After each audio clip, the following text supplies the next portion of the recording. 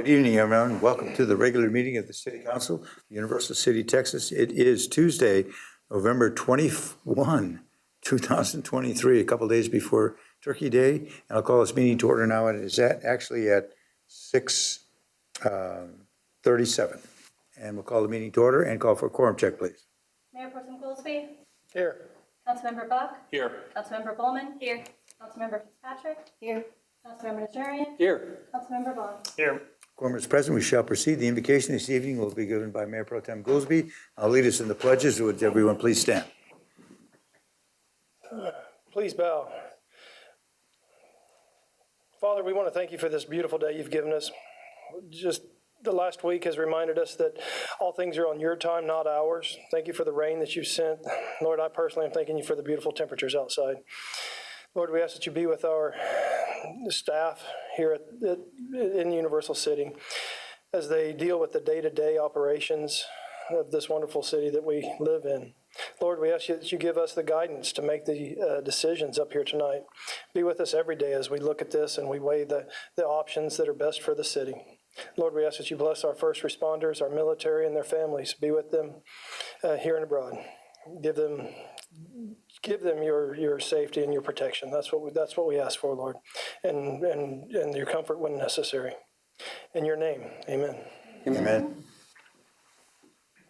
I pledge allegiance to the flag of the United States of America and to the republic for which it stands, one nation, under God, indivisible, with liberty and justice for all.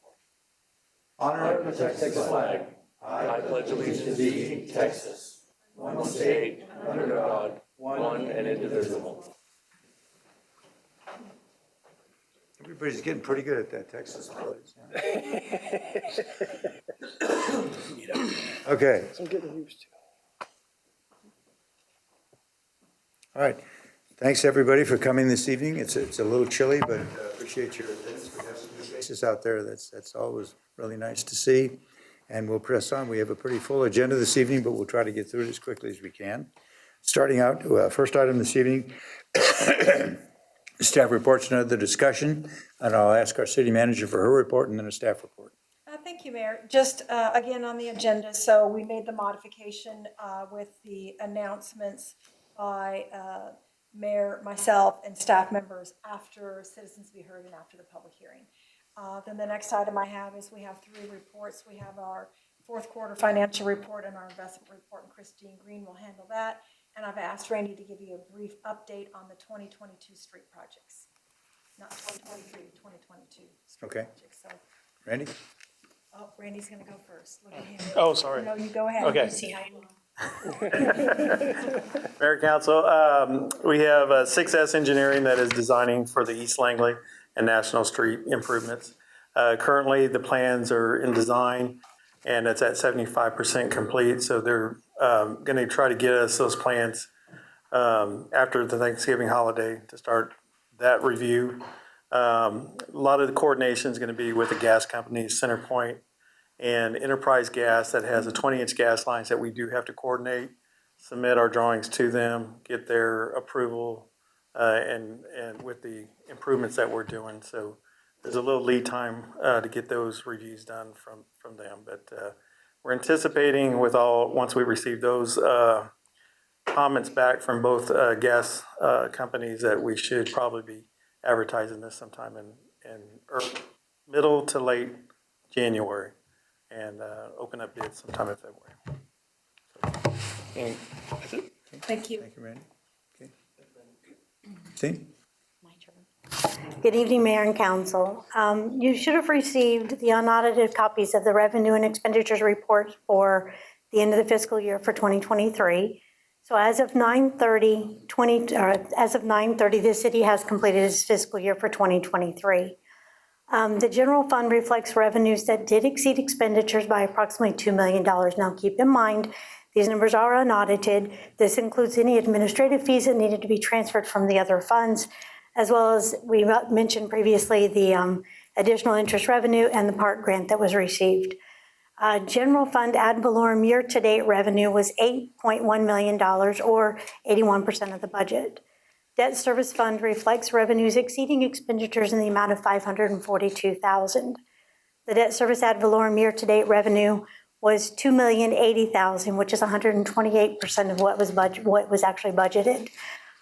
Capital projects fund reflects expenditures exceeding revenues of approximately $474,000. And that could be because of transfers that haven't been made yet. We're still working again on finalizing everything. The utility fund revenues exceed expenditures in the amount of $2.8 million.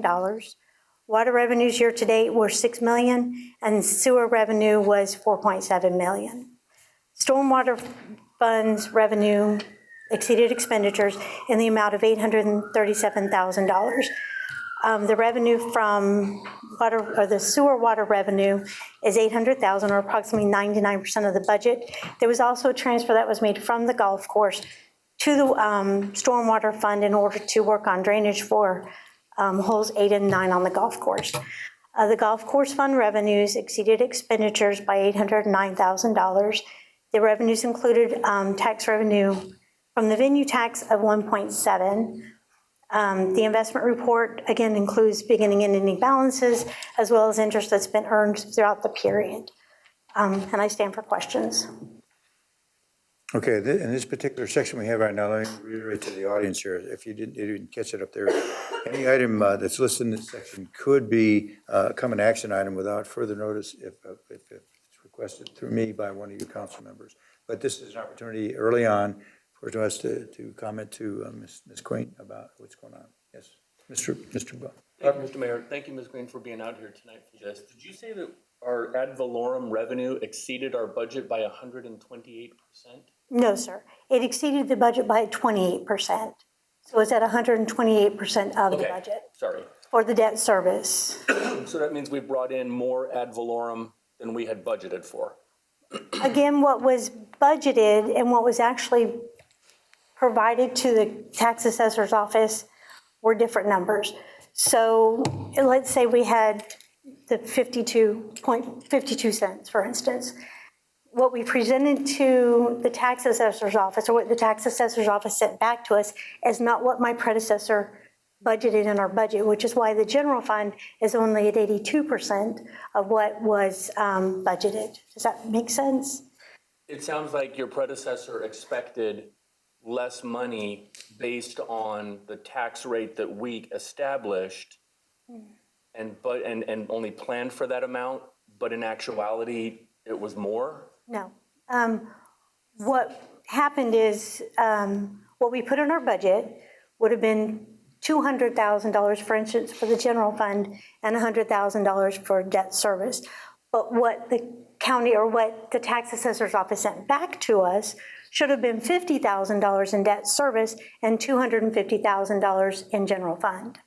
So the way it was budgeted in the budget is incorrect compared to what was actually presented or given to us by the tax assessor's office. Does that make sense? I think so. I just want to make sure that, because obviously we go to great pains once a year, great pains to set the tax rate. Right. And if we're getting feedback essentially from the tax assessor and the collector's office that the rate that we set was either incorrect or that, we should have set a different rate based on information. I want to make sure that that the city didn't screw anything up. No, sir. Council No. didn't screw anything up. What happened was it was 0.52, okay? The allocation was 0.14 or 0.41 to the general fund, and then to the debt service 0.11 or whatever it was. What was put in the budget by my predecessor was incorrectly put in as far as the allocation. So the tax assessor's office sent it to us and said we should have put 0.84 to debt service. Well, she put 0.9, for instance. And so the collections for the general fund are less than what was in the budget. I don't know if that makes sense. The money didn't get distributed properly. Thank you. Okay. Then we can go with that. So the allocation was incorrect. It's correctable. Okay, and then I just have one other question, because I know it's a huge topic of discussion recently about the golf course and the revenue. You said that the revenues exceeded expenditures for the golf course by 800, is that correct? 809. 809, but that the revenues do include the $1.7 million from Yes, the sir. venue tax? Yes, sir. Okay. But you have to consider too that $650,000 was transferred from the golf course to the sewer fund for the golf course repairs. That'll take place in this fiscal year. And then there was also $306,000 that was transferred from the golf course to the general fund. So that's $900,000. So in reality, if those had been left in the golf course would have pretty much broken even and made a little bit, but for the most part, broken even. I understand. Thank you, Ms. Green. Thank you, Mr. Mayor. Anyone else, Mr. Vaughn? I just had a question. Previously, you mentioned that maybe it might become more monthly. Is that still a possibility? Yes, sir. We're in the process of getting everything moved to pooled cash. We're scheduled to move to pooled cash in January. So I'm hoping by February we'll be giving monthly reports at the latest. And it'll be more transparent and it'll help council to see where we're at on a regular basis instead of on a quarterly basis. Okay. So. And then I just have a comment for council. Can I do that? Or? Sure, absolutely. I know these are preliminary numbers, but there were a lot of surpluses rattled off, like 2 million in general fund, 500 in debt, 2.8 million in utility funds, 800 and something in stormwater, and 800 something in golf. Yeah, we had a really hard time finding 200,000 to give the property taxpayers a break. So just really hoping that next year we can keep this in mind that we're accumulating a lot of money. So at some point we need to give this back to the taxpayers. Thank you, Mayor. Councilmember Rowan, can I respond real quick? Sure. Right now, the unassigned fund balance is going to be $15.8 million. What we actually would have needed would have been approximately $16.5 million of unassigned. So we're not going to meet our fund balance policy as of 2023. So we may have to reevaluate the fund balance policy if we may have to reevaluate the fund balance policy. I'd be fine with that, Yeah. and I would love to know what the fund balance actually is, because we Yeah. don't get that information. When I ask, I'm refused. Oh, So well, no, I it's can get that I can start giving that on a monthly basis too. But see, the problem is the fund balance really isn't realized until the end of the fiscal year. And that's what our fund balance policy says is the end of the fiscal year. So when I can give you an estimate on a monthly basis, when I give those reports, that would work. But as of the fiscal year 22 audit, the unassigned was 14.5. We have $1.2 million that will be added to it, so 15.8. And again, what we need is about 16.3 to 16.6 for the budget, or for the fund balance. There is $670,000 that is assigned to capital projects, as I mentioned before. But I can't, for the life of me, figure out why it's been reserved. So that may be a discussion in the future for the council. And you can always come to my office and we can go over the fund balance. That's not a problem. That's nice, thank you. I think the whole point is that we're trying to straighten everything out. Okay. So let's leave it at that. Okay, anybody else? We good? Okay, let's move on to our next item Thank then, you. which is our citizens to be heard. It's the time of the public is invited to, as you can see, address council and speak on any matter not specifically listed for public hearings elsewhere in this agenda, because we do have that as well. And it should be informative only, and no discussion or action will be taken. We do have one individual that signed up this evening, and that is Mr. Bernard Rubal. Mr. Rubal? Yes, Mr. Mayor and council members, city staff, thank you very much. I hope you all have a happy Thanksgiving. Basically, $1.1 million will be spent in the drainage for golf course holes 8 to 9 as projected, and essentially we still have sewer lines in the city of University City. Number two, essentially the nice financial report, and I applaud the move toward transparency in finances. It's great.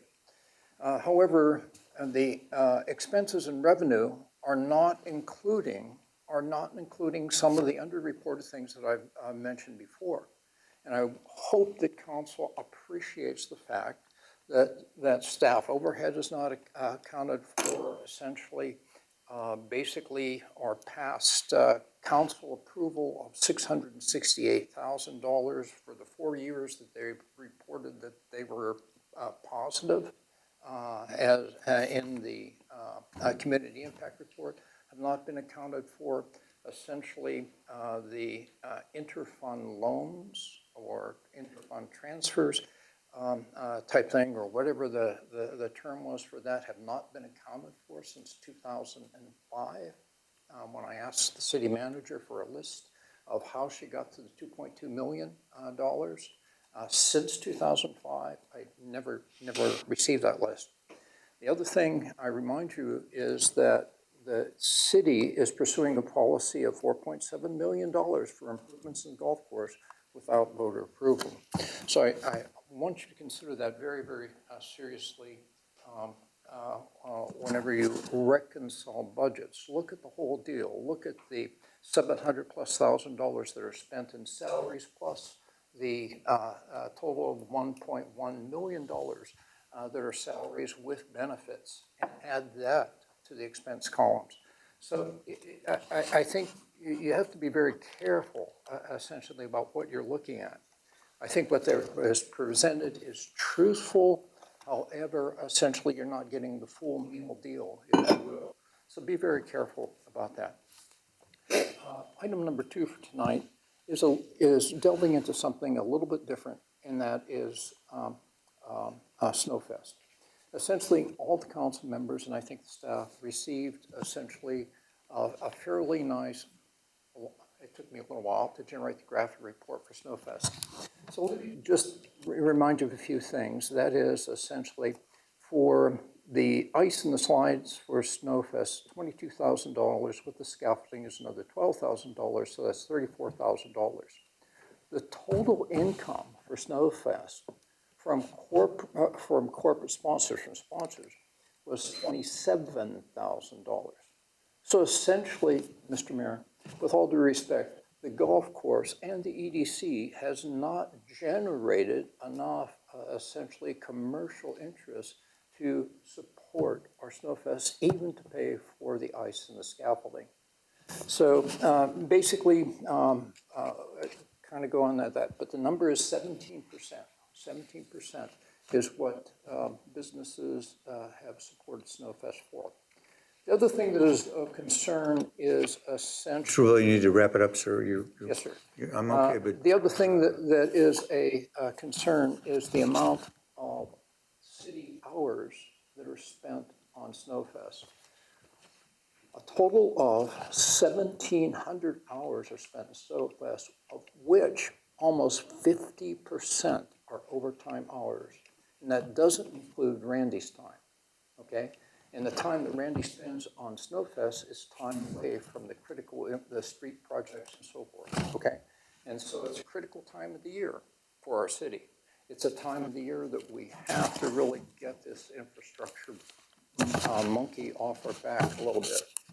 Thank you very much, Mr. Mayor, and I appreciate the time, and have a very happy and safe Thanksgiving home. Thank you, Mr. Rubel. Okay. Anyone else would like to address council that didn't have a chance to fill out the form? All right. Let's press on then to our next item, which we're going to have a series of public hearings. And the public is invited, obviously, to address each one of them. None of you has signed up, but maybe when presentations take place, that'll trigger your interest. So certainly eligible to open up the public hearing. Everybody can speak about it. No discussion or response or deliberation will be taken on the topics at this time. We're just going to have the public hearing, and then we'll address those when we get to specific items during the rest of the council meeting. So the first item is number A. It's a public hearing, PC 590, SU 016, request for a specific use permit at 916 Coronado Boulevard, Coronado Square Shopping Center, to allow a healthcare office use in a C2 retail district per zoning ordinance 581. So turn this over to Mr. Casada, I suppose. Michael. He's going to make a comment, then I'll open the public hearing for anybody that wants to address it. So Michael, go ahead. Yeah, thank you. You've pretty much summed it up in a nutshell. However, the applicant is here and they would like to make a presentation. So I'm just going to hand it off to them and let them. Please let them do it. Yes, ma'am. Good evening, Mr. Mayor, council members. My name is Caroline McDonald. I'm with Brown and McDonald in San Antonio, 100 Northeast Loop 410, here on behalf of the property owner. Let's make sure we've got enough volume for her. I can get closer. Speak into that, Speak because we're going live, so. Okay, no problem. I can speak louder. Okay. Go. Again, here on behalf of the property owner for the specific use permit for the dental office in Coronado Square. I'm sure everyone's aware what the property is, Coronado Square Shopping Center at Coronado Boulevard and Pat Booker. It is just one suite inside the shopping center. The specific use permit is to allow for healthcare offices, and this will be a dental office. The property is zone C2, and the tenant will occupy about 3,400 square feet in suite 916. The zoning code allows for a health office with a specific use permit. The land use is retail for the entire shopping center and the suite. Just as some background, there were 2 previous dental offices at this suite. The last one recently vacated, and they do have a new tenant that has an existing dental office at Nacogdoches and O'Connor in San Antonio. It's called Sunrisa Dental, and they will be opening their second location here. It's not a chain. It is owned by one dentist. Here is a map of the shopping center. There's a suite highlighted, and this is the layout from actually the previous dental office, but the new tenant will be moving in and using the layout as it was. So with that, I am here to answer any questions, but I respectfully request your approval tonight. Okay, what we'll do is I'll open up the public hearing and close the public hearing, and then when we get to the action items, they'll have a chance to address it to you. Yes, sir. Yes, ma'am, thank you. Okay, it is now 7 o'clock. I'll open up the public hearing. Would anybody like to address council on this particular request? Okay, I'll just go ahead and close it at 7:10, 7 o'clock, 10 seconds. All right, so we'll move on then to our next item, public hearing on item B. It's PC 591. It's a zoning change 251, a request for an amendment to the future land use plan from OS Open Space to CS Commercial Services for approximately 1.741 acre tract of land situated at County Block 5053, City of University City, Bear County, being a portion of that certain 37.73 acre tract described in instrument to the City of University City located recorded in volume 13260, page 1789, the Bear County official public records, being all lots 3 and 902, block 70, a proposed CFA UC subdivision located at 700 Kitty Hawk Road per zoning ordinance 581. That's a lot of stuff, but we have to get it all in there for the record. So, Michael? All right, thank you, Mayor, Council. So as you mentioned, this is a city-owned property that is in between the Walmart entrance and St. Matthews, and I tell you what, I'm going to walk over there with your permission, unless you want to pull up one of the PDF. So the first item, please, to the left. Yep. Thank you. So this pretty much sums up what the request is. It is a 1.74 acre parcel that the city is, as I mentioned, the city does own it. We're looking to plat this, which did get approved by planning and zoning at the last meeting, in order to make this a buildable lot for potentially a restaurant use with a drive-through. We think it's a prime location right off of Kitty Hawk leading to Walmart, as well as the potential reunion commercial development or mixed-use development at the back.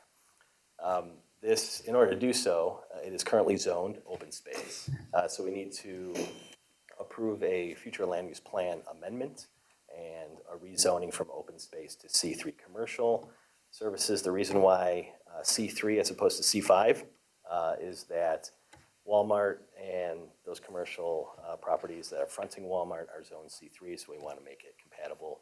C5 is highway commercial. It's a little too far from the expressway. So that is the request that the city is making. Future land use plan change from open space to CS commercial services, and a zone change from open space to C3 commercial services. And we can just show you, and I think this was in your packet, if you can go to the third PDF, please. This is just a mock-up concept plan for what could possibly or potentially go there. So again, more than likely a fast food restaurant. Okay, good. Again, we need to do, it's a FLUP and a zone change, but we do address them separately. So let me go ahead and open up the public hearing at 7:04. Anyone want to address this issue with council? Okay, good. 7:04:05. We'll close that public hearing and move on now to the third public hearing, which I think Michael's already discussed, but for the record, it's PC 592, request for a zone change from open space to C3 commercial services for that approximate 1.741 acre tract of land on County Block 5033. I just read before. It's located at 700 Kitty Hawk per zoning ordinance 581. I think Michael's already discussed the change, the need for the zoning change.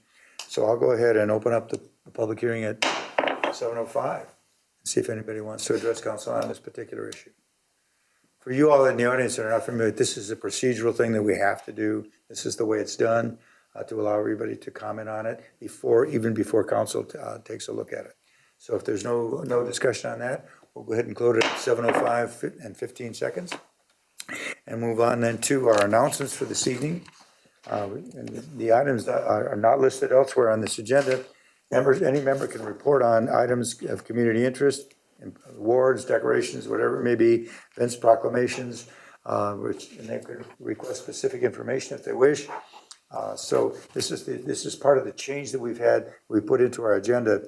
So the first comments then will be by our city manager. Thank you, Ms. Turner? Mayor. Just a couple of items to remind you for your busy holiday schedule. Among the other activities taking place around the city, December 2nd is the pancake breakfast at the fire station. That is from 7 a.m. to 11 a.m. Next council meeting, which is a Tuesday, is the tree lighting ceremony here at City Hall. Hopefully the roof project will be done, but parking will be tight. So we just remind all of you to arrive early. And who can tell me where the gathering station is for the city council members? The gathering station, At the tree lighting ceremony, anybody besides Kristen? the stage. Podium? Gather Brewery. At the stage, thank you. Gather Brewery, that's afterwards, sir. Gather Brewery. With the And then the rain. other item that we have going on, which is a great fun family event too, is Jingle and Mingle at the golf course, and that is on December 14th. So there's a few items happening at the library also, so if you have small kids and other family members that you'd like to take to their snow day, they are having one of those as well. And that's all I have for you right now. Thank you, Mayor. Okay, my turn, right? Yes, sir. There's comments before the council. All right, just a couple of things for everybody's edification. I'm not sure you're aware of it yet, but there will be an air show next year. It was scheduled to be at Lackland. It's changed. It's going to be at Randolph. Boom. So that'll make Pat Booker a fun place to travel, but it's a great location for everything. They made the decision because it's more logistically palatable for lots of traffic to park. Lackland is fine, but they don't have the capability like Randolph has to open up one whole side of a flight line to allow traffic to move in and out. So it's going to be in April. I don't have the exact date yet. I wish I had, but it's going to be clearly at Randolph Air Force Base, JBSA Randolph. So that's a great announcement that I wanted to give to you. Another one is that as far as for our December 5th meeting, there's very few items that would potentially schedule on the agenda.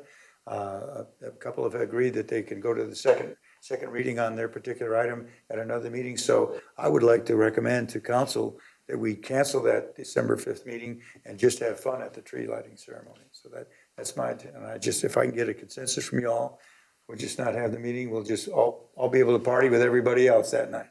Okay, very good. And one other item, we have a couple of young ladies out here in the audience.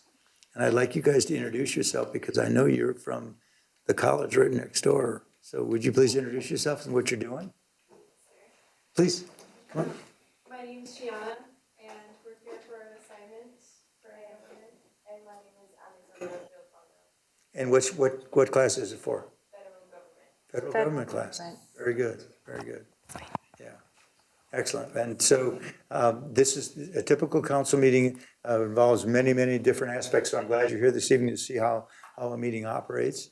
and we'll press on from there. If you have any specific questions for any of us after the meeting, please approach us after the meeting and we can answer those for you. Okay, well, thanks for attending. Appreciate your attendance. And I know it'll be a great report that you're going to put together. Okay, all right. So those are my comments for this evening. And so I'll move it over now to our council member comments, and we'll start with Mr. Bach. Thank you, Mr. Mayor. I wasn't able to be here last week, or sorry, 2 weeks ago, obviously, so I missed the presentation by the Pumpkin Patch Organizing Committee. I'd like to take an opportunity a little bit late to congratulate them on the funds that they raised and for all the nonprofits that they were able to support. So congratulations to them and to all of those nonprofits. Had a great time in Belize, but I'm glad to be back. Pancakes on the 2nd, and I do have a big announcement. I will be reassigned to Germany in June of next year. The Army has decided that my services are needed elsewhere, so unfortunately I will not be able to run for re-election to City Council. Other than that, sir, that's all I have. Thank you, Mr. Buck. You'll be sorely missed. Thank you, sir. So appreciate it. But it's a great opportunity for you, it's something that you still have to be supportive of your service, and they want you, and that's pretty important. That's pretty flattering for you. They wanted to send me in March. I said, please, can we push that off at least until there you go, until after my term. Thank you, Stephen. All right, Bear. Thank you, sir. That air show was the best news I've heard today, so that makes me excited. And then I'm just asking people to remember to be a good neighbor. If you have dogs, don't let them hang outside all day and night and bark. And if you have more than one and they like to bark, please go ahead and bring them in or give them a bone. That's really all I have. Thank you, Mr. Mayor. Okay. Ms. Bowman? I just wanted to say that the volunteer dinner was really fun and it was nice to attend, and I hope everyone had a good time. I know I did. And I also just wanted to wish everyone here and on TV a wonderful and amazing Thanksgiving. That's it. Good. Thanks, you, Paul. Thank you, Mr. Mayor.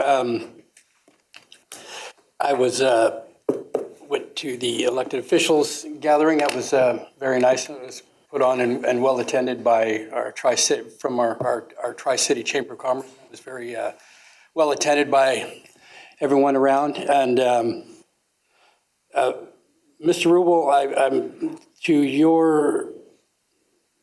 your comment on the Snowfest, comments on the Snowfest, I'm not, I don't have anything to say about your numbers. I'm not saying that they're right or they're wrong. I as far as what it brings in or what it doesn't bring in. But just hit me. I wanted to make the comment that as a city, we put on events.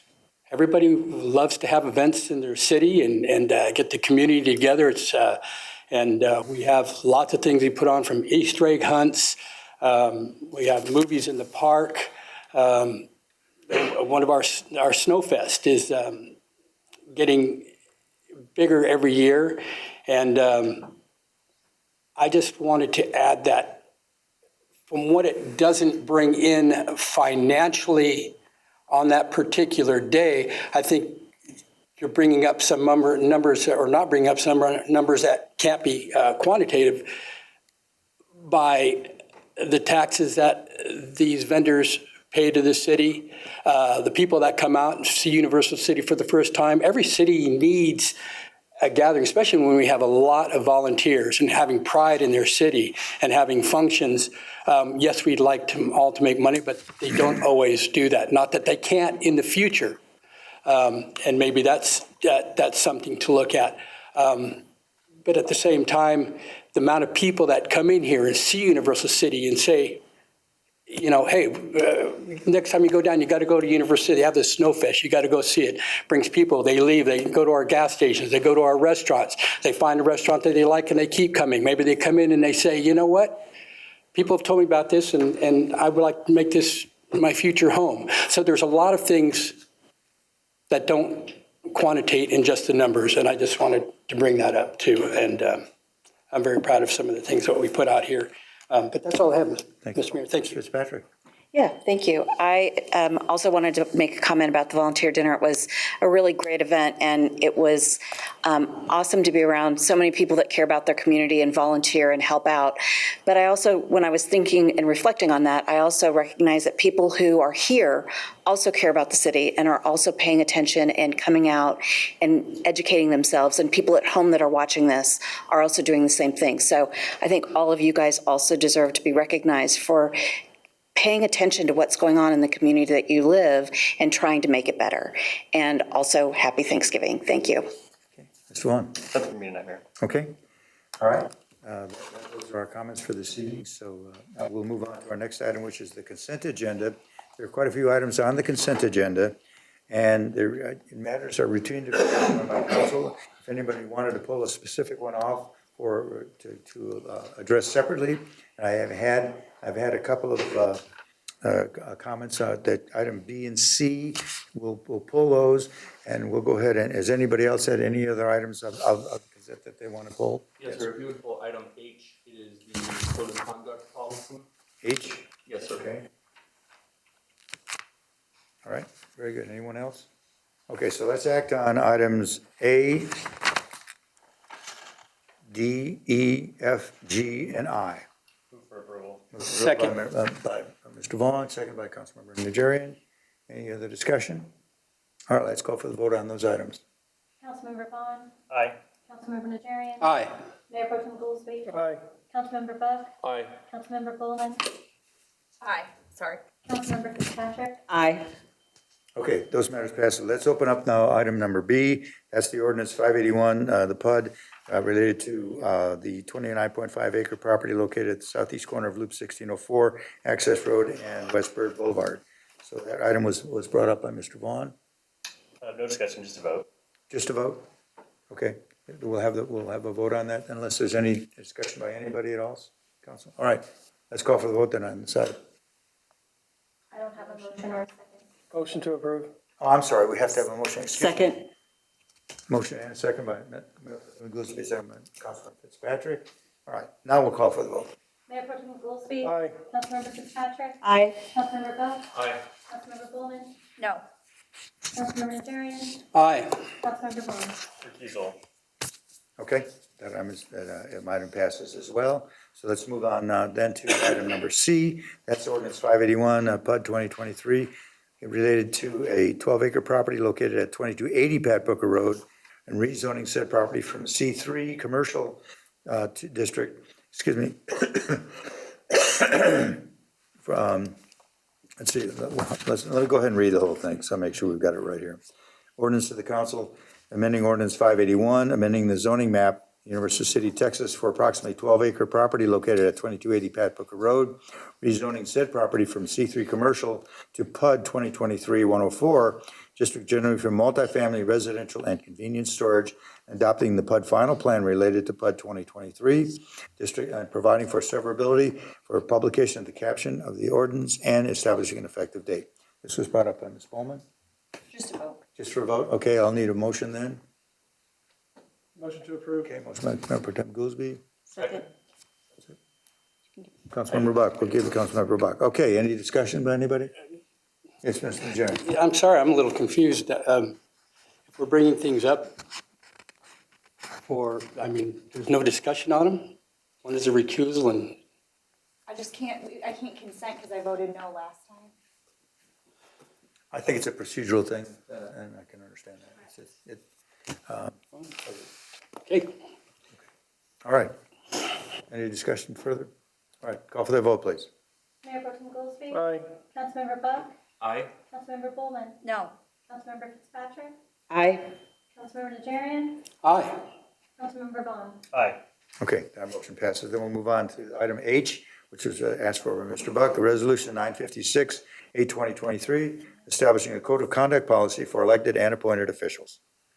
Your comment, sir? Thank you, Mr. Mayor. I watched the video discussion from 2 weeks ago when I wasn't here and wanted to share some of my thoughts about this. One, I disagree that we need a code of conduct. I think that we could summarize our code of conduct as comply with the Texas Open Meetings Act, represent the residents of Universal City to the best of your ability, Be a good person, don't be a jerk, act ethically and morally. And that could summarize the code of conduct for the city council and the various members of our boards and commissions. I take specific exception to the procedure about discussion of city business by city council members outside of an open meeting. And in my discussions with the TML lawyer at the beginning of my term, I asked him specifically about my meet and message events. At the time, I was the only one doing them. And I asked him about having some of my fellow council members with me, and does that bring a potential for a violation of the Texas Open Meetings Act by creating getting close to creating a quorum. He asked me some clarifying questions about how many members do we have on city council, and I said 6 members and a mayor. And he said, well, then in that case, you can have you and 2 other of your council members with you at a meeting, and you can all discuss the city business of an upcoming election with the residents of the city and amongst yourselves.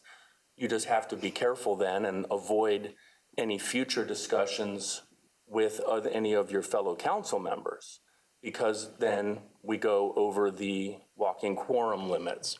So my concern is that by restricting our abilities to have one-on-one conversations about how I feel or another city council member feels about a potential issue that is going on within the city, the Texas Open Meetings Act specifically allows for that type of discussion, and even between up to 3 members of our city council. So for us to unilaterally amongst ourselves further restrict ourselves beyond the provisions of the Texas Open Meetings Act, I think it's unnecessary. So I would ask my colleagues for consideration of removing that provision completely, or to simply say city council members will comply with the Texas Open Meeting Acts regarding discussion of matters outside of an open meeting forum. Okay. Thank you. Let's keep the discussion going. Yes, sir. That's my comment, and I yield. Yeah, thank you, Mr. Buck. And he's talking, just so we're, point of clarification, he's talking about subpoint 6. So you can get to your agendas on that. Yeah.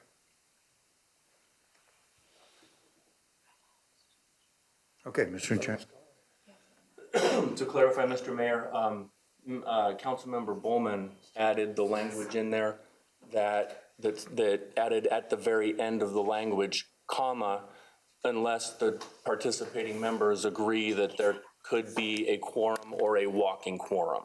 So I don't know exactly what the intent was with that, but it sounds like anytime if I meet up with Councilmember Fitzpatrick for some reason and we discuss city business and we both say, okay, you and I are talking now, so we need to limit this discussion to just keep it between you and me. If that meets the intent of the additional language at the end of that procedure, then I can see that and I can concur and vote yes on this. But it seems like there has to be some sort of discussion, and I think that would be covered under all members of City Council and the boards and commissions will comply with the Texas Open Meetings Act regarding the conduct of business outside of an open meeting. Okay, Ms. Pullman?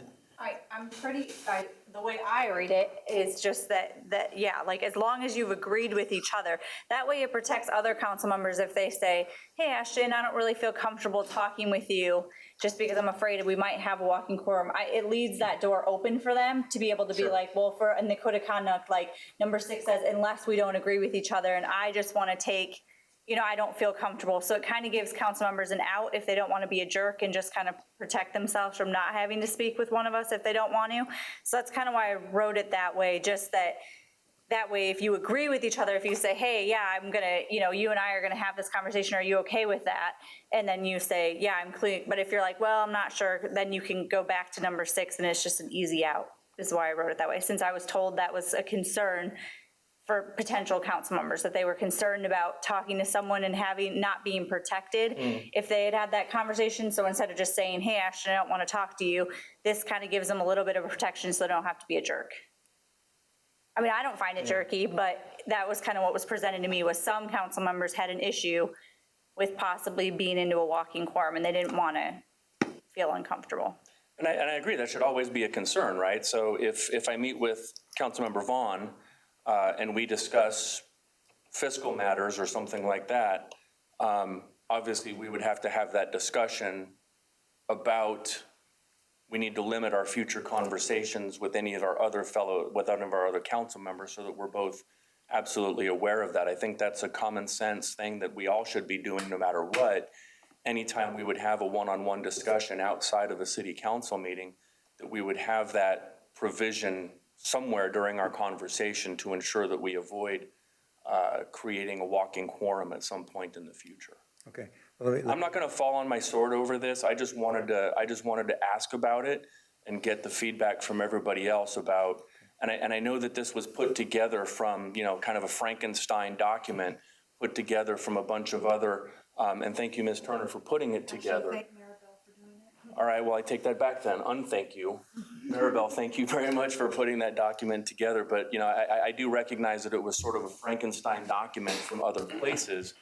And that's the only one that I really have significant questions or concerns about, that I wouldn't want to, I want to make sure that it doesn't limit our abilities to have a one-on-one or a one-on-two, like for three of us to get together, as the TML lawyer said that we can absolutely do, and not run afoul of the Texas Open Meetings Act. Okay.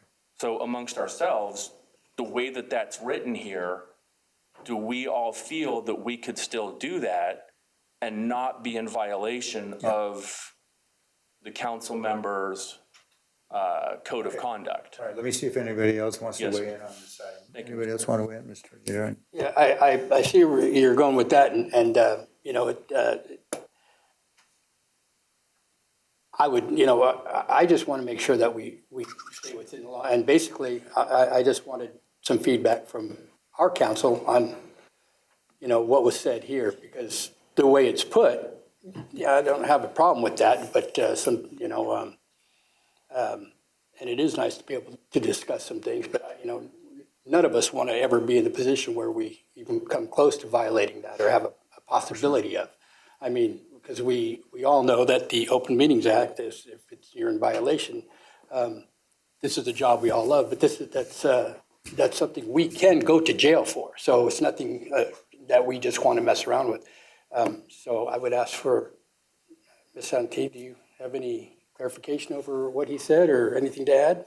I mean, I know and appreciate, TML's assistance. They are coming at this from a very global perspective, and it's just based on the facts, like he's saying, of what he told him at that meeting, and it's really hard to control those facts. And so to me, this is an item that allows for that discretion. I mean, if y'all having that conversation, that should be, up front and foremost of, hey, just want to make sure, because you don't know the intent of your other council members, and you don't know what's going to happen. You don't know who you're going to run into. And so just expressing that intent up front of, yeah, we're going to have this conversation, and I'm not going to go have this conversation with other council members until we get to our meeting. Because you're right, that if we all did that, if we all left this meeting and then went and told one more person, who went and told one more person, then it is something that is so many steps removed, it's hard to have that comfort level. So I'm comfortable with Touch the screen. I don't think it's more restrictive, I guess, in my opinion. Okay. So this is a discussion amongst yourselves. Yeah. It's not really pertaining Right. to anyone else. Understand. Sorry. Thank you for bringing that up. Okay, Mr. Vaughn? Just gonna say that I think your concern's addressed. I think it just says as long as everybody agrees you're not gonna violate the act, then you're okay. Just make sure, that's all it's saying. I think that was clearly the intent, definitely. Sure. Mr. Goolsbee? Just because I'm trying to make sure that everything's kosher. We have a group of three that are gonna meet, and it's in public, right? It's your coffee thing. And then, but if we have a citizen that then goes to one of the three that's not there and says, well, they discussed this, is that, I'm just trying to find out if that's. You are not the one that's conveying any. It has to be a council member conveying that. Right, so the council members that are at the coffee meeting have to have honor system amongst themselves, not to go to talk to any of the council Okay. members. Okay. I was just trying to make sure if we were, Other. perfect. That's the way you need to look at it. Okay, excellent, thank You're you. agreeing to protect each other in order not to create a quorum or a walking quorum. Beautiful, thank you. Okay, everyone's had a chance to weigh in on this, so let's go ahead and get a vote, a motion. Move for approval. Motion by Councilmember Vaughn, second by Councilmember Bowman. Any further discussion, anybody? I think, I'm trying to clarify everything. Thanks for bringing it up, Mr. Butt. All right, no other discussion. Let's call for the vote then, please. Councilmember Vaughn. Aye. Councilmember Bowman. Aye. Mayor Pro Tem Goolsby. Aye. Councilmember Buck. No. Councilmember Fitzpatrick. Aye. Councilmember Najarian. Aye. Okay, that motion passes then, so that closes that on those items. I'm gonna ask for about a 5-minute quick potty break for everybody. It's been about an hour or so, and we'll come back and tackle those action items. I promise we'll be back within 5 minutes. I promise. So just rest easy. We'll be right back. Time starts now. Everybody, let's reconvene. And we'll move on to our action items. And the first, now, these are all related to the public hearings that we had. So the first one is tab number B, well, 3 of them are. That's 655L 2023 at 916 Coronado Boulevard. And it's an ordinance approving a specific use permit to Sunrisa Dental for the, is that Sunrisa, is that the proper way to pronounce that? Yes, sir. Okay. For healthcare offices at C2 Retail District on property located at 916 Coronado Boulevard, Universal City, Texas, and providing for non-severability and establishing an effective date. So this is the result of the first public hearing. Move for approval. Hold on. Wait a minute, I have a motion and a second, then we'll move it up to. There's an entire Who made the text you motion gotta to read approve? here. Pardon? Move for approval. Motion made by Pro Tem Goolsby. Who is our second here? Ms. Bowman, second from Ms. Bowman. Okay, discussion. No, sir. All right. I was only gonna say that that Mr. Casada goes to all the trouble to put together this motion to approve language. And then we just go, move to approve. Motion to approve per his language. Well, basically, it's what I just read. Yes, sir. Okay, all right. See, we do have fun up here sometimes, we really do. Okay, all right, that motion has been made and seconded. Any other discussion? If not, let's call for the vote then, please. Mayor Pro Tem Goolsby. Aye. Councilmember Bowman. Aye. Councilmember Buck. Also, aye. Councilmember Fitzpatrick. Aye. Councilmember Najarian. Aye. Councilmember Vaughn. Aye. And motion passes. Looking forward to the dental facility. Thank you very much. All right, tab number C is ordinance 632, PC 591. It's a future land use plan for 700 Kitty Hawk Road. An ordinance amending the future land use plan to change land use designation of property located at 700 Kitty Hawk. Lot 3, Block 70, CB 5053, and Lot 7902, CFA UC subdivision from OS Open Space to CS Commercial Services, providing for severability and establishing an effective date. After conducting a public hearing on the request for an amendment to the future land use plan for the property at 700 Kitty Hawk Road and receiving the Planning and Zoning Commission's recommendation, City Council has considered the request and moves to approve PC 591, ZC 251, and the amendment to the future land use plan from OS Open Space to CS Commercial Services for the subject property with the following conditions. That City Council approval of the zone change from open space to commercial services district will also take place. All right, is that your motion? That is my motion. I'm almost afraid to second it, but I'm going to anyway. Councilmember Najarian. Very good. Thanks for the all the, thank you very much. All right, any other discussion, anyone? All right, I'll call for the vote then, please. Councilmember Buck. Aye. Councilmember Najarian. Aye. Mayor Pro Tem Goolsby. We're gonna miss him. Aye. Councilmember Bowman. Aye. Councilmember Fitzpatrick. Aye. Councilmember Vaughn. Aye. Very good. Okay, that's outstanding. Let's move on then to tab number D. That closes C. Let's move to D. That's ordinance 581Z 2023. Again, 700 Kitty Hawk Road.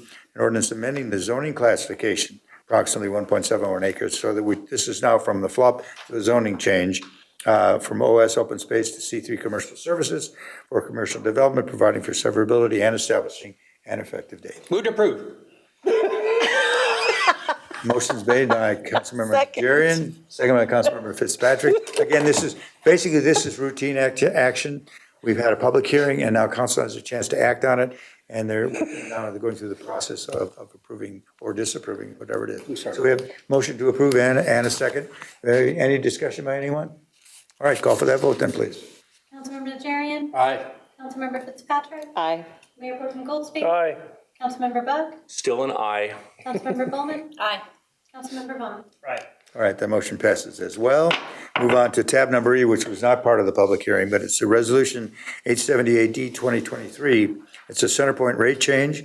It's a resolution by the city denying the statement of intent to change rates filed on or about October 30th, 2023 by CenterPoint Energy Resources Corporation, and authorizing continued participation in the Alliance of CenterPoint Municipalities, authorizing intervention in proceeding related to CenterPoint Energy's statement of intent requiring the reimbursement of municipal rate case expenses, authorizing representation of the city by special counsel, and finding that the meeting complies with the Open Meetings Act, making other findings and provisions related to the subject. Move to approve. All right, motion is made by Second. Mayor Pro Tem Goolsby, second by Councilman Najarian. Any discussion, anyone on this particular item? Yes, Mr. Goolsby? Basically, this is just us saying, we don't agree with what you're saying, CenterPoint. We're getting the Texas Railroad Commission to jump in on this and take care of it. Well, their rates are approved by the Texas Railroad Commission. What we're doing is we're combining with other cities. Other cities and- area who also have CP, CenterPoint Energy, gas, and we're saying collectively, we don't agree with your rates, and we want more time to examine them, and we are hiring a special counsel to act on our behalf. Because in years past, the Railroad Commission has jumped in and affected what CPS was, or CenterPoint was doing. If we protest, they typically do. If we don't protest, then they'll just approve what they submitted. Okay, but this is allowing us to jump in with other cities. Yes, and for CenterPoint for reimbursing us for our legal expenses. Thank you. Very good, very good. Anyone else? Okay, we do have a motion and a second, correct? All right, then call for the vote. Mayor Pro Tem Goldsby? Aye. Councilmember Najarian? Aye. Councilmember Buck? Aye. Councilmember Bowman? Aye. Councilmember Fitzpatrick? Aye. Councilmember Vaughn? Aye. Okay, that motion passes. Move on to tab number F, which is a discussion about implementing a council member message board. And that subject was originally brought up by Mr. Vaughn. Yes, Phil? Thank you, Mayor. We saw the write-up the city did in the agenda packet, but I just want to give you the two primary use cases for a message board, and they're not technically very well utilized except for the city of Austin. But there are situations where we need to have a conversation, and it's difficult to have it at a council meeting like this, where you can't have it back and forth. A good example is like the fence permit. It took us 8 meetings to try to get that figured out. We could have relegated that to the message board and have those that were interested pitch their ideas, discuss them, and come up with something or get some kind of framework that the city could then run with to bring it back to a meeting to be approved. So it would save us a lot of meeting time because we're not having to hash that out here.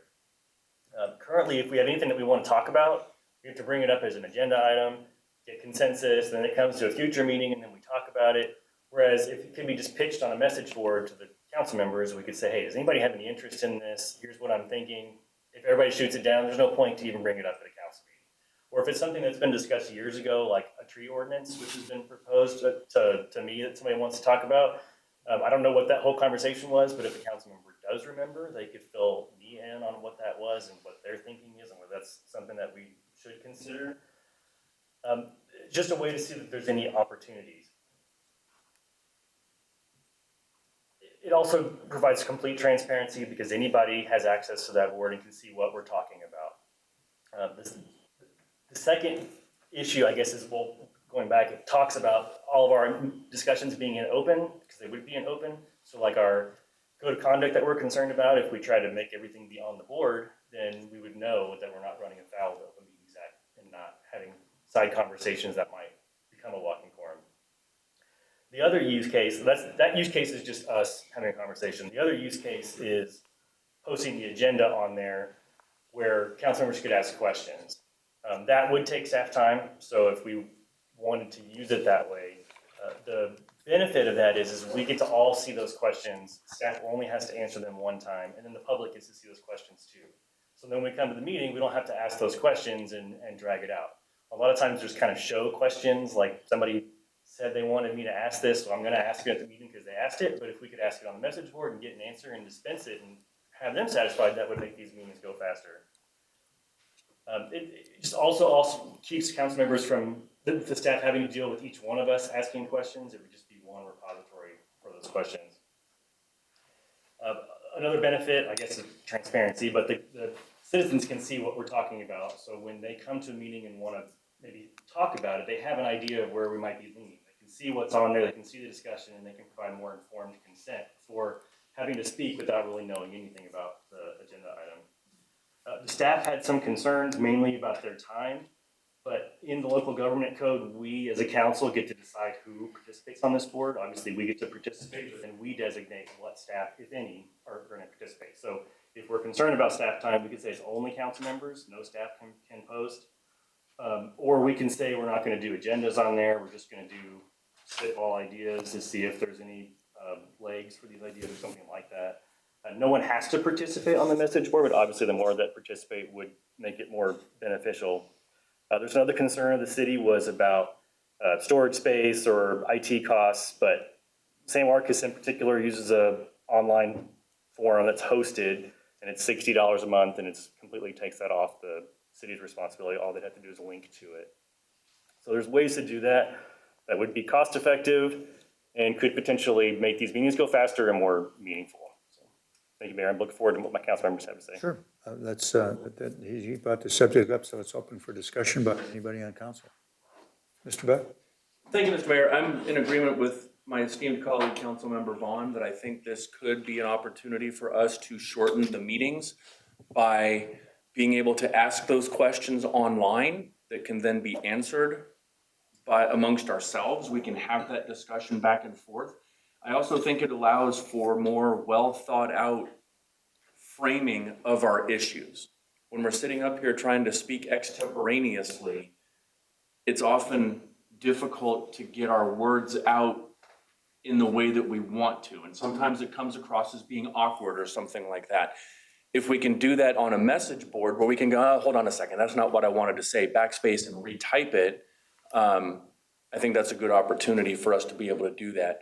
But also, I fully agree that using the fence permit issues, I got a lot of flack from people, probably deservedly, about how long it took us to hash that out.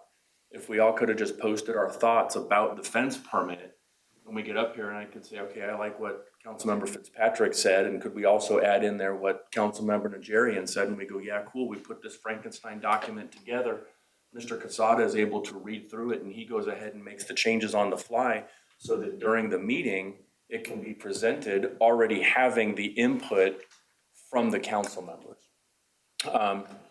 The concern about potential use for misinformation, I think is well taken.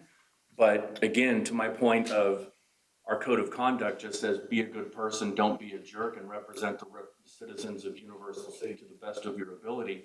I think all of us risk making ourselves look like a fool if we put out misinformation, because whatever we put onto that message board is going to be just like the internet. Once we put it out there, it is forever. So anybody will be able to go back and go, no, see what you were doing right there, and we can get called out and we can be held accountable to the public and to the residents and anybody else if we end up putting something out there. So I think it'll end up being sort of self-regulating. I see the benefits of it, I support it, and I would like to see it implemented. Thank you, Mr. Mayor. Okay, Ms. Bowman? I think one of the cool things about this is Sam has worked really hard on getting us up to date on like online stuff and going live and doing all these things. And we're like, have this big push and we're doing all these things, even like videotaping. But if you look at our track history, we've kind of been behind the curve on everything. We were one of the last cities to start filming their city council meetings by quite a lot, like around us. So I think this message board is kind of cool because it would put us almost #1 for a little bit of tech stuff that no other city has. So even if you don't think you'd use it right now and you don't think it's a great idea and something you want to participate in, but if you think about future council members, we can kind of be those guinea pigs. So the world's going towards a technology era and everything. You're kind of setting something up for future council members to enjoy and have something that they might use a little bit more than your current now. And I kind of like the idea of like, we can kind of be a push towards the future a little bit compared to other cities. We can kind of be ahead on one thing, and I just think that would be kind of nice. And to use it for all of its other purposes. But I just think it would be cool to think not just of yourself, but think of like future council members. We could kind of get this up and going. It won't be perfect in the beginning, but eventually it might be something other council members get to use and really enjoy in the future. That's it. Mr. Ruggiero. Thank you, Mr. Mayor. Yeah, I think it's kind of a cool idea. I just have some, I'm looking at some of the things here where you said, where Councilman Vaughn says, you know, like the city of Austin uses it a lot. I'm looking here at Austin, of a population of 964,177 people. They were active since 2014. Out of that, there's 1,457 threads with only 362 messages. But then on the other end, you've got San Marcos, who's only got a population of 68,000, who has 1,800 threads and 3,000 messages. They really use it. But a lot of these don't. And it shows here, you know, Converse, around us, Converse shirts, Live Oak, Cibolo, Selma, Windcrest, none of them have it.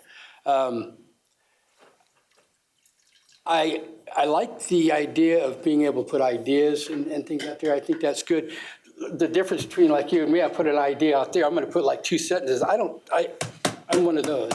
But I know our Councilman Bowman, or Councilman Buck is, and you know, he could do that all night. Now I've got like 2 sentences down there, and so, you know, I'm gonna have to sit there and say, geez, I need to, you know, make more of my idea. Huh? Speech to text, you can talk to your computer, it'll type it out for you. Yeah, I trust that like I trust autocorrect. But anyway, so yeah, I see the benefits there, and Mr. Vaughn, you did bring up the fact, you know, the amount of time that the city, that they were worried about the amount of time the city would have to put into it.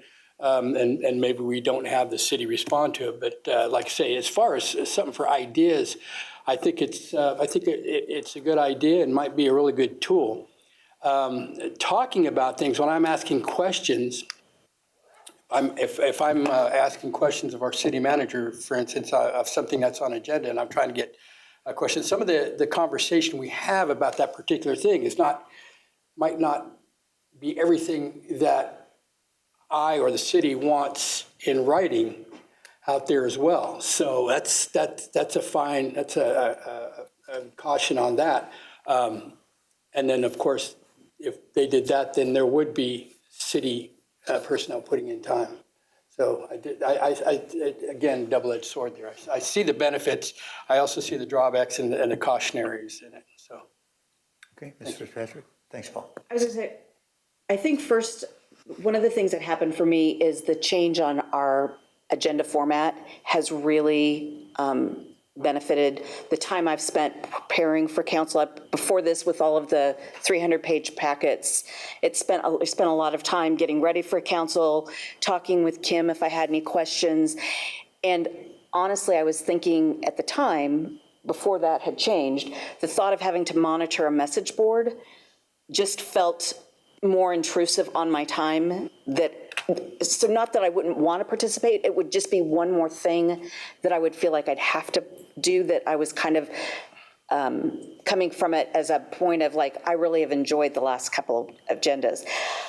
On the message boards I looked at, they used it to ask questions specifically about agenda items. Like I specifically kind of drilled down into San Marcos. Are there cities that are using it in the way that you're speaking of, that is kind of fleshing out ideas? Austin is doing that? And are those paid council people? I mean, is that a full-time job for them? It is, yes, they have staff. If you look at some of the postings, they're done by their staff members. Okay. I guess I would ask for more time to go in and look at Austin, because I really honed in on San Marcos just because it was a smaller size and they looked like they were using it more frequently. Because I want to make sure if we do adopt a tool that it's something that we're using and it makes sense and it's not just one person that's posting thoughts. I'd like to flesh it out a little bit more in my head and do more research. That's kind of where I know this is just a discussion item, but that's kind of where I'm coming down from. I'll do more research. I'm very cautious about the time it might take. Mr. Buck? Thank you, Mr. Mayor. To the points that both my colleagues made, first for Mr. Najarian, that this wouldn't limit our ability to engage one-on-one with Ms. Turner, in a separate setting, right? This is only stuff where we would want to share our ideas with our fellow council members so as to speed up the process and take care of some routine items sort of ahead of time that we can ask for somebody's clarification. Hey, Mr. Najarian, you asked for this item to be put up on the agenda for a discussion item. Would you care to go ahead and elaborate ahead of time so that we can see what your thoughts are? And that'll speed up a discussion item that we can all be kind of familiar with your thoughts about a particular agenda item that you've requested to add in there. But we can still absolutely engage, as we have been, one-on-one with Ms. Turner in the lead up to the city council meetings. I did do my research, Ms. Fitzpatrick, about the Austin one, only because I've been looking at this for months now, since the idea first came up. And their parliamentary procedure is completely different from ours. They sponsor bills and they get their fellow council members to come on board with them. The city council in Austin almost runs more akin to the Texas legislature in terms of their procedures for getting stuff done than it does like our local municipal city council, because we're so much smaller.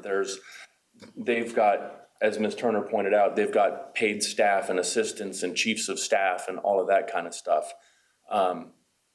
So yeah, kind of a two different types of systems. But yeah, anyway, thank you, Mr. Mayor. I support the message board proposition.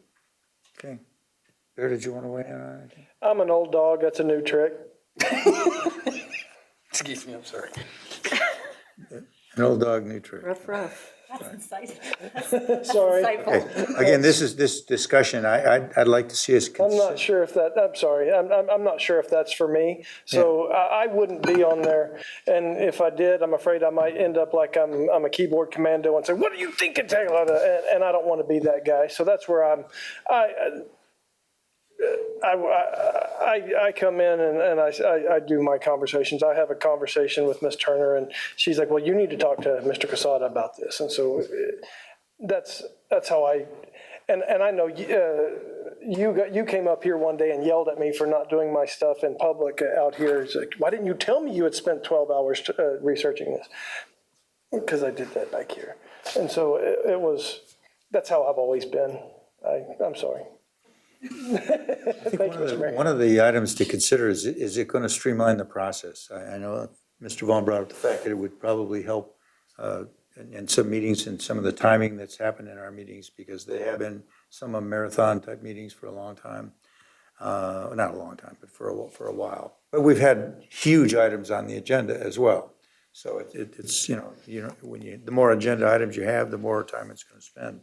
So I would like us to consider to take just to do a little bit more background, as Mr. Patrick would like to do, and see. Let's bring this back up again as a discussion, and then maybe we can go to an action if we need to. What staff has commented on, and there's some valid points that I think that they've brought up as well.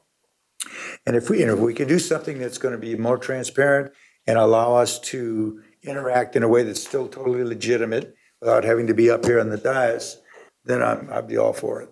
Truly be all for it. So if you agree, let's go ahead and look at this for probably one of the meetings in January to discuss again, and then maybe take some action based on that. All right? Does that seem fair for everybody? Okay, let's go. That's perfect. All right. Very good. All right. That concludes our action items for this evening. We're going to go into executive session pursuant to Texas Code 551-072 regarding purchase and value of real property if deliberation in open session would have a detrimental effect on the position of the corporations in negotiation with third party and for attorney consultation pursuant to 551-071-2 regarding the 43 acres of vacant undeveloped property owned by the city of Universal City, 33.3 acres located at Loop 1604 and Bird Boulevard. So we'll go into executive session on that. We'll try to be back as quickly as we can. So this is an item that we do need to discuss individually as a group in a private type of setting. So we'll go ahead and go at 7:55. We'll be back as quick as we can.